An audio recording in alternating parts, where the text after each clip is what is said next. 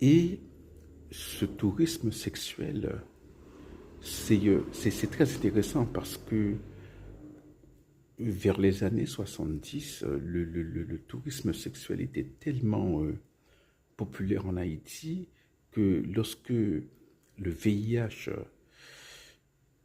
apparu, eh bien, on passa je crois, de 78 000 touristes euh, à la fin des années 70 jusqu'à à 10 000 touristes en 82-83, quoi. Donc, bon, voilà, il y a des gens qui avaient peur parce qu'on ne connaissait pas vraiment la nature du virus. Donc, des gens pensaient qu'ils pouvaient euh, être contaminés en touchant des gens ou en touchant voilà, les manches des portes que des gens contaminés touchaient. Mais, euh, mais, euh, mais ce qui s'est passé, c'est que euh, en même temps, au début des années 80, les Américains constatèrent que beaucoup de jeunes Haïtiens en Floride étaient contaminés, quoi, donc, avaient le virus.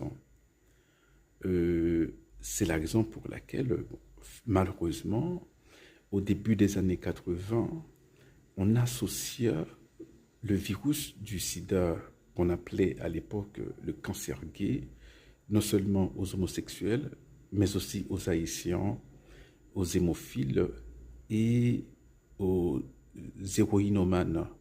C'est-à-dire que des gens qui se piquaient pour prendre de la drogue, parce que c'est bon, c'est facile avec une aiguille infectée, hein, donc c'est facile de prendre le virus. Hein.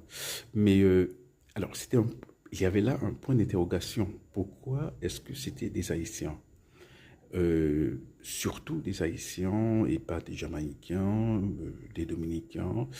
Bon, c'est parce que, comme je l'ai dit, il y avait beaucoup de tourisme sexuel en Haïti dans les années 80, dans les années 70, hein, et le tourisme sexuel homosexuel en Haïti dans les années 70, et que beaucoup de jeunes Haïtiens ont été infectés. Et la période incubatoire, hein, du virus, c'est quoi? C'est 8-10 ans.